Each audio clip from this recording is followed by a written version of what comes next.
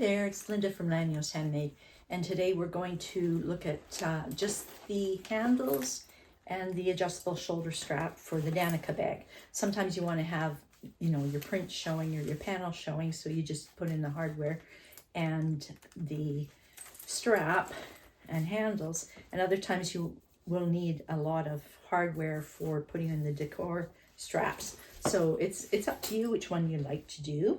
I'm just going to show you the straps part of it and the handles because I want to show you my new toy. It's the Vario Creative Tool, and I got it because it was really lightweight, and yet it still has a good angle to it and action to it so that you can punch through almost anything that they say. We shall try.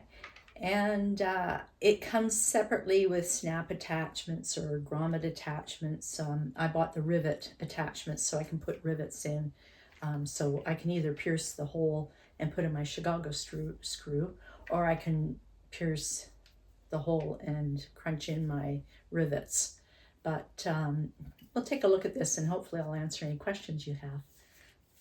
So did you have a good break after all that tugging of your bag? Let's just get the straps finished and then we'll be done.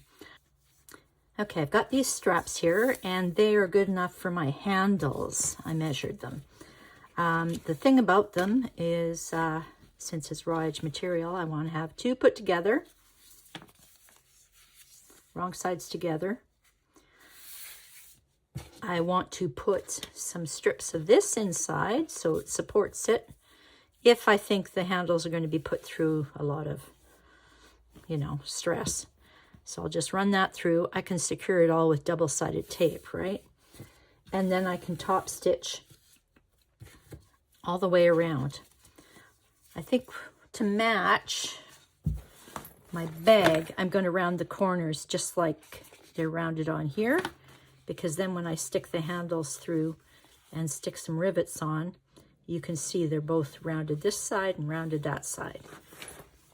So I'm going to duck off and round all my corners the same as my bag is. I'm going to use double-sided tape and put this in between, and I'm going to top stitch all around, and then I'll just show you how to attach it. When it comes to the long ones, I didn't have pieces long enough.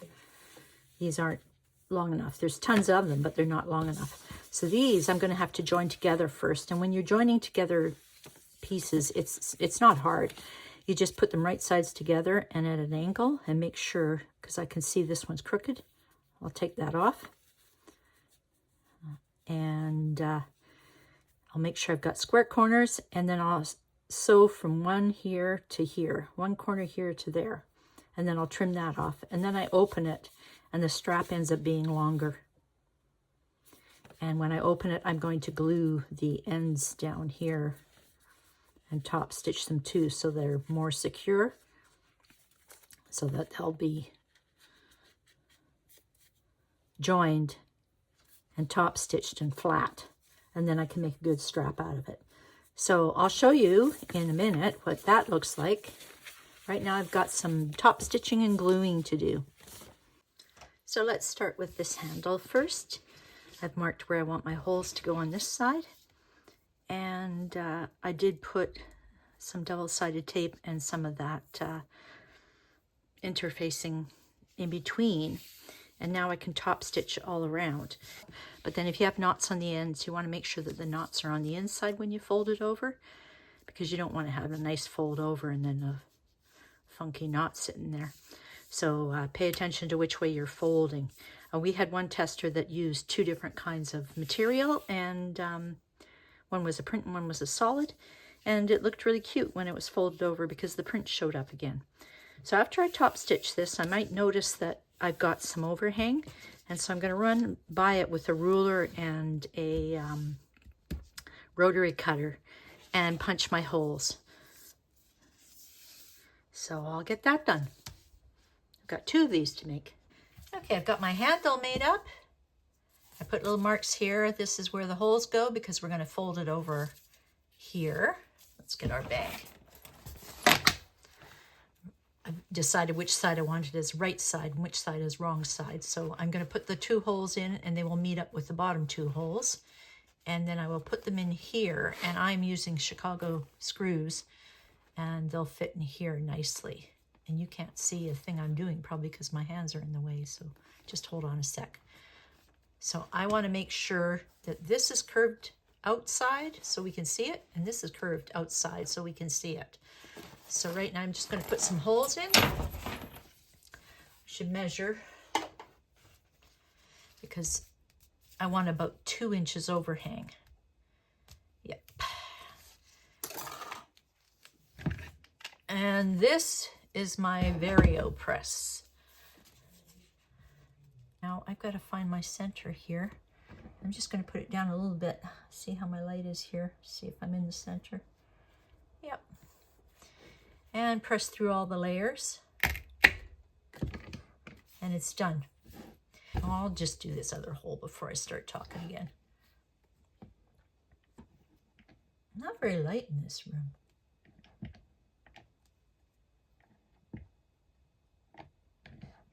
Yep, that's a good spot. But as you can see, it's a lot easier for me to squish it down, right? So I'm really enjoying this. Very lightweight.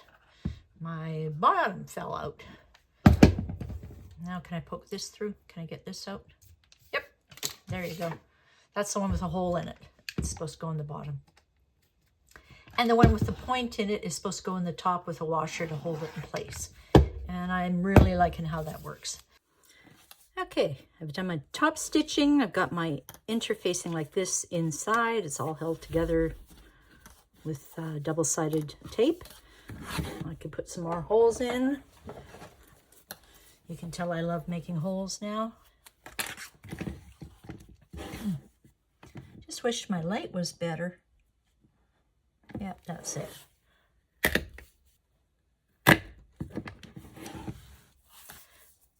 So that's got 2. So now we put it on here. Like this. And we stick these through. I can pick it up.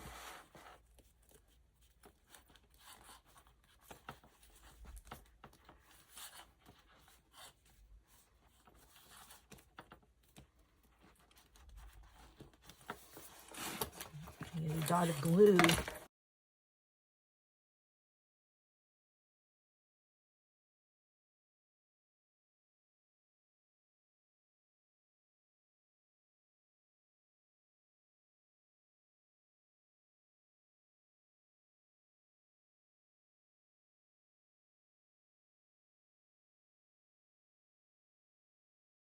And there we have it. There's our handle, and I'm going to put the other handle on the other side, and then after we can work on our strap. Okay, I joined my long pieces here together to make even longer pieces. I see there's a bit of overhang here, so I always check that afterwards. And I put these 2 strips together. I've got, this is on with double-sided tape. I could probably put this on with double-sided tape too. We'll see if it stays. Basically, I have to get these 2 layers together and top stitch them.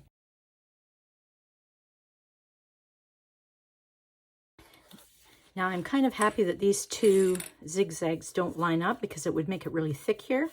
So I'm glad that they are not right on top of each other.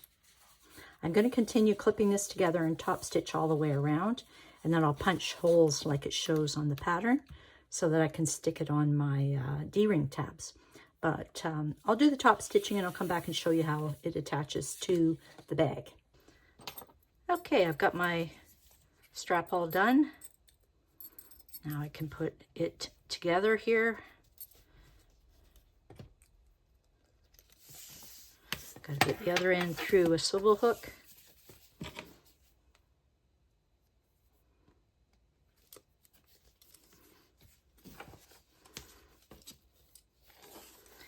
And then I've got to put it through here again.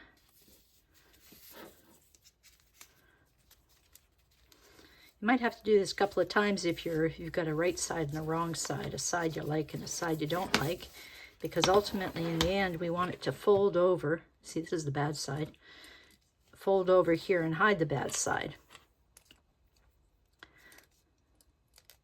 So let's check. Did it hide the bad side? Got that on the wrong. There, now it's on the right side. Let's try that one. So, swivel hook and swivel hook. And this goes tight here. So that'll work out fine, because I wanted to have this showing up. So, post, slider, then over to the swivel hook, then slider, and then to the end of the other swivel hook. And I'm going to put my little Chicago screws in now, and then we'll be finished. So here we have it. These are our handles, all finished, and our strap, all finished. It's a pretty basic strap, except for this part of it I want to show outside. But otherwise, that's it. That's what we've got. So now I will show you how to do it with the webbing, and it's exactly the same, except the webbing doesn't have all that prep work to get the materials put together. So when it comes to the webbing, handles, right? I cut a piece of webbing for it, and all I did was, I like having things reinforced, so I put some heavy-duty interfacing stabilizer in here. And I don't have one of these to show, but you get my point. Like if I was using a hook and I turn it over, burn or glue, trim off the ends so they look a little bit better, and I put it on top of here. And I always glue or use double-sided tape for all these layers just to keep them together, and then that would hang off here. And you could sew around, or you could use Chicago screws or rivets. Just make sure you catch all your layers. And sometimes when I've got like this overhang like this, I stick some glue on the ends so that I can keep this down and make it look a little bit more professional looking. So the webbing ones are really easy to do. I just always make sure I put in some heavy duty interfacing or something. So that's for the handles. When it comes to the strap, it's made exactly the same way as the other strap, except of course, all we have to do is get that hook on there like I showed you. And you can, you know, Chicago screws, rivets, glue, sewing, whatever you like to get it to stay. And then when it comes to the slider end, I think I do things a bit differently. I do them kind of flip-flopping a couple of ways. But I always like to have some reinforcement here because it makes it fatter so that this webbing doesn't slip so much. So as you can see, that there's an extra layer in there. So there are a few ways that you could attach it. I do like this stabilizer, and you could glue it, double-sided tape, sew it down, stick in Chicago screws or rivets, and that would take care of the end here. Where's my end? Right here, where the slider goes and gets attached.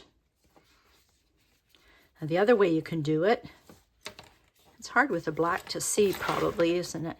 But the other way you can do it is to draw the webbing through, and I still would like to have a little bit of interfacing or something on it. So this is good, right? Except the only problem, like this will be nice and thick and it won't slip. The only problem is you still got the ugly ends showing. So you might want to put a piece covering the ugly end. Not that long, but just a little piece. And then that could be stuck on with Chicago screws or rivets or something to hide what's inside. So on this one, you can see I just used the webbing only with some cork, actually, to be the stabilizer inside, make it thicker. And then I sewed another piece of cork on top. And that all gets hidden down below anyway, right? So there's a few ways you can attach it to your slider. So that's what I do with my webbing. A couple of ways anyway. And then we end up with a nice strap and handle, just like we're supposed to have.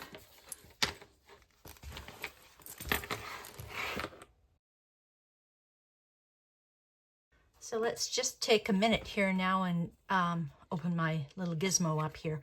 This is the Vario Creative Tool. It does come with instructions, but it's about one line for each function because it's got a lot of helpful languages in here. But I'm going to show you how I use it. Hopefully I know what I'm talking about. But you can use it for snaps, you can use it for rivets, you can use it for grommets, and I'm going to use it right now just to punch holes for my Chicago screws. So I have trouble with gripping this all the time. I can do, you know, maybe about 4 or something before my wrist starts to give out. So I don't use that a lot. This works really well. I just put down a little board here and push down on it, and it works really well. You have to remember to empty this out because it gets all full up in there. This works really well for me too because I can put my whole body into it. It's a screw hole punch. So now I'm going to try this to see if it's any better. It has a little measuring thing here. Can you see it? It's probably in centimeters. Actually, it looks like millimeters, but that's okay because I can figure it out. And same with here, there's markings on here. They're probably in millimeters too, but that's okay because I can figure it out. Let's see. Yeah, so that marking is about 1 inch off. So the third line. So if you wanted something 1 inch in, you would use the third line. And what does the third line end up being? 1, 2, 3. 2.5 centimeters. Yeah, so it's 1 inch. And this way going here, you could decide if you wanted to have everything on the edge and try and line it up, or make it a little bit more than the edge. And where's the center there? Yeah, that's not quite 2 inches. Let's see what 2 inches looks like. Should be 5 or 50.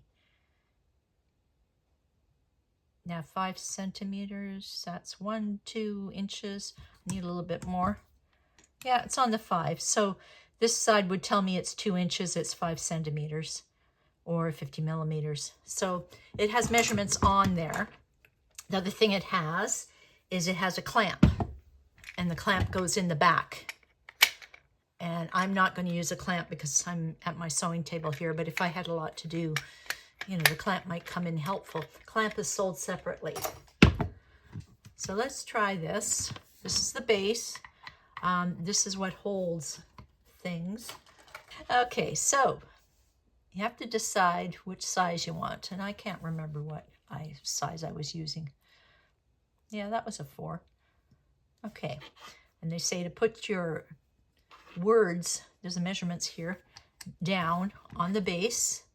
So there's my base I put in, and here's the hole that we're going to pierce in. This is empty at the top.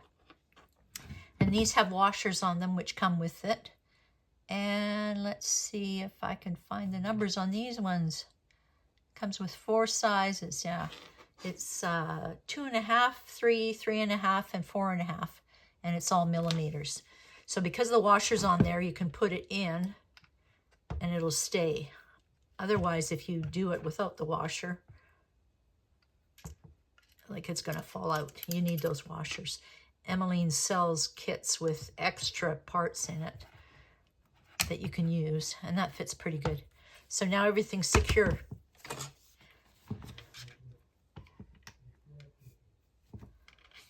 And I'm using my left hand. I don't know why. Let's try my right hand because, you know, I'm right-handed. And that was it. And I can do that because like this thing, I can put my body into it if I have to. So if I stand up, I can push it. But with this thing, it doesn't matter whether I stand up or not. It's not going to work. So that was pretty good. I could do a bunch of those. Now, is that the right size for my... Yep. So that is a 3/8 inch by 1/4 inch Chicago screw, and it fits in with my number 4. So for the Chicago screws, I'd use the 4. If I was making holes for anything else, I'd go smaller. Now, one more thing to note is that you're supposed to be able to push a needle through the whole thing. Not on this one, the pokey one, but the hole should go all the way through. So if it gets too stuck, I just went around in circles with a pin. And as I was going around in circles with a pin, it swirled it out because webbing has a lot of threads on it and it got stuck in there, but the cork seemed to pop it out quicker because it stayed in one piece. I guess I'm all set to put my Chicago screws in. So like I say, it comes with everything you need to make holes. So if you want to do anything else like grommets or snaps or rivets, you just buy the separate little package kit here with the pieces in it. And then you can put top and bottom different things in it. Alrighty, let's take a look at these rivets. If you're wondering about sizing, with the piercing tools, yeah, there's 2 tops that they give you, and they come in 2.5 and 3 and 3.5 and 4. And then the bottoms come in 2.5, 3, 3.5, and 4. So you have to pick and make things match up. Emmaline's website does really well in showing you which is which, matching it all up. So that helps.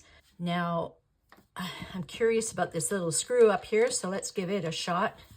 Maybe we'll see how many layers we can stick through and still punch successfully. 1, 2, 3, 4, 5, 6. Yes, 6.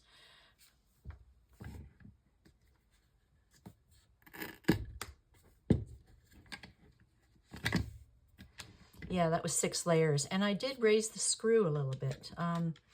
It's supposed to help with thick materials, and really, it's not often we have 6 layers. Well, it's not often I have 6 layers. Maybe you have 6 layers lots of times. Let's see if I can get 8.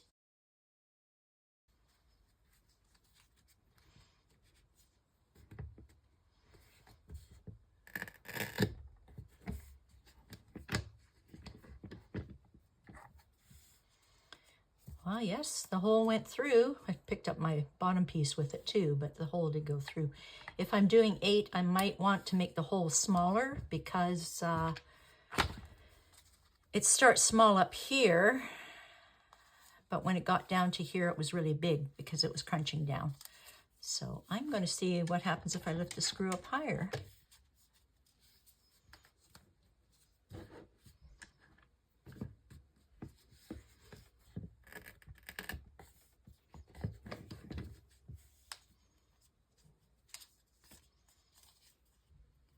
Yeah, that just barely did the last 2.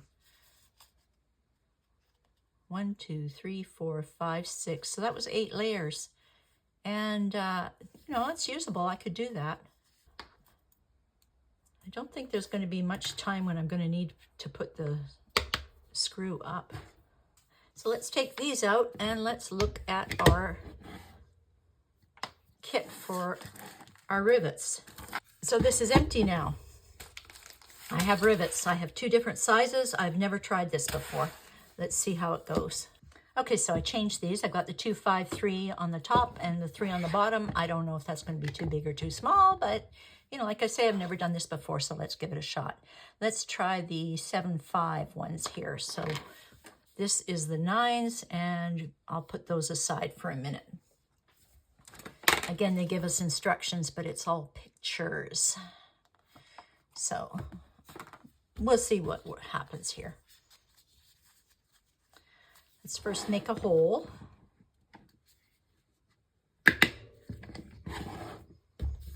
That looks like a good hole. And then after, let's take these pieces out and put these pieces in. Now one's for the top and one's for the bottom. The top one has the little post on it, and the bottom one has the little base for it.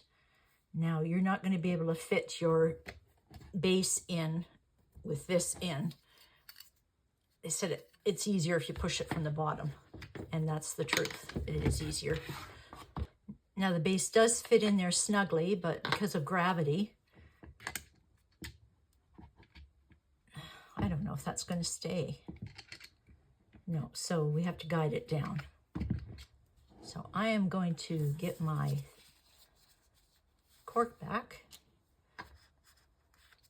poke it through, place it. And I'm a terrible rivet setter because I always use Chicago screws because I like them because they're fancy. So we got all our layers lined up here.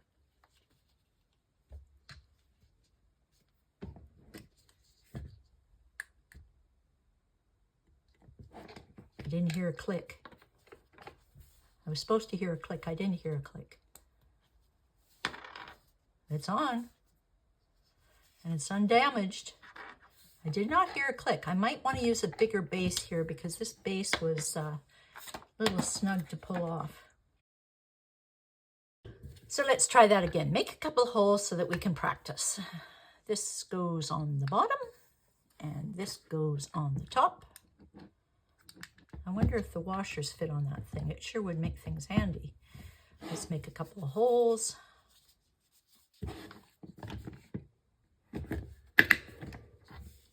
I like that noise. I wish I could hear that noise all the time.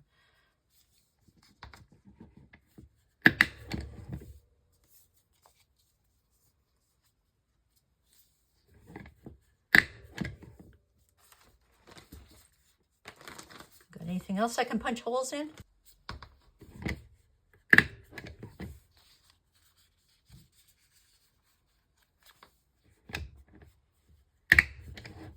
Okay, lots of holes to practice with now.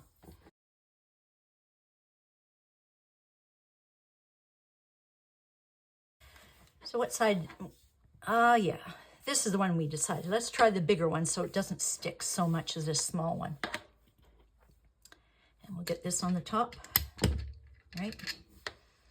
I should stick a washer on there and see if it stays. No one told me to do this, so if it doesn't work,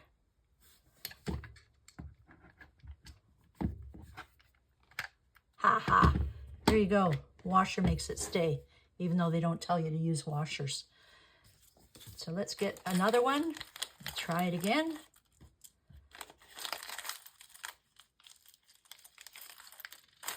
Then after we'll try the bigger one.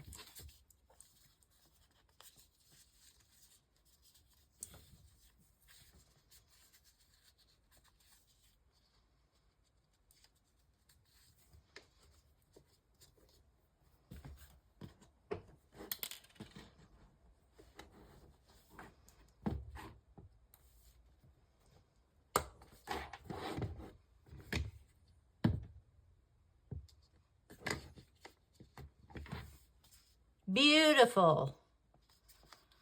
Gosh, you might get me sold on rivets if they all go in that nicely. Okay, this is the bigger base, so let's try a bigger top.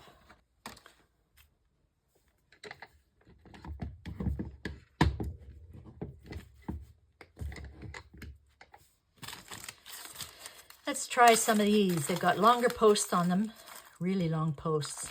So I'm going to have to put a few layers through because that's a really long post.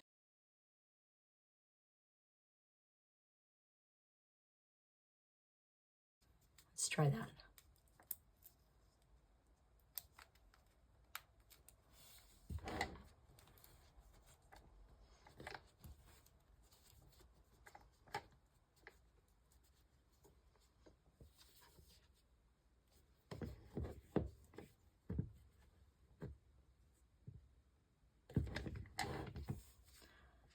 Oh my gosh, it's beautiful. How many layers is that? 1, 2, 3, 4, 5, 6, 7. Well, I guess I'm sold.